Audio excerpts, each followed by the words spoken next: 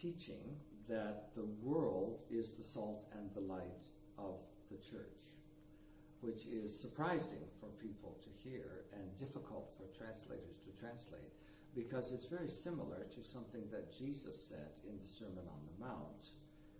He said, "You are the light of the world, you are the salt of the earth," meaning us, the church. That's what he said, and that's what he meant, and that's what he wants. But what actually happens is sometimes the opposite, that the world is the salt and the light of the church. It happened in the very beginning of the church.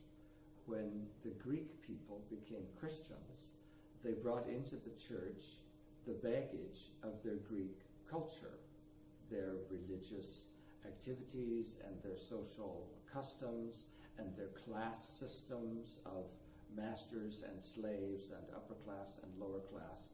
They brought that into the church, and it was part of the church life. And particularly in Corinth, Paul wrote to the Corinthians and was very strong that they had to unpack and lose some of those Greek cultural factors, because now they were living in the kingdom of God, and they were living as the family of God. They were living not only as Greek people, but they were living as God's people. So they couldn't bring all of the various elements of their Greek culture into the church with them. The Apostle Paul did not entirely succeed in getting the Greeks to unpack this stuff, and in every generation of the church, there have been elements of the culture around them and the historical culture behind them that have been part of the church life and thought that don't really belong to the kingdom of God. For instance, in America, where I come from, one of the very highest cultural values is success. The corresponding values in the kingdom of God are the fruits of the Spirit: love, joy, peace, patience, kindness, goodness, faithfulness, gentleness, and self-control. But in the church in America, success as a value, market share as a value, growth as a value are very high. But in the kingdom of God, those values are not so high as in the culture of America.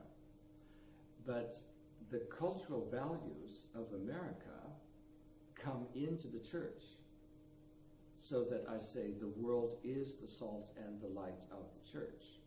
And we can think also of music. The music of churches in America and in various other places in the world is often not original, especially in the last 100 years or 50 years.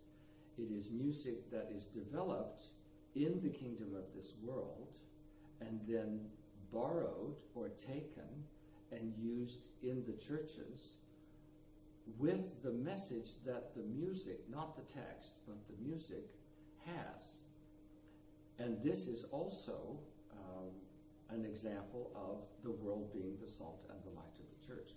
So that what I am teaching is that people should try to be aware of what the values and the culture of the kingdom of God, the family of God, are, and what the culture's values are in the surrounding culture, and to be aware when those values, which are sometimes not biblical, not belonging to the kingdom of God, come into the church and are used and practiced in the church, and try to make sure that the energy flows in the opposite direction, that the values of the kingdom of God actually go out into the world and are salt and light in the world.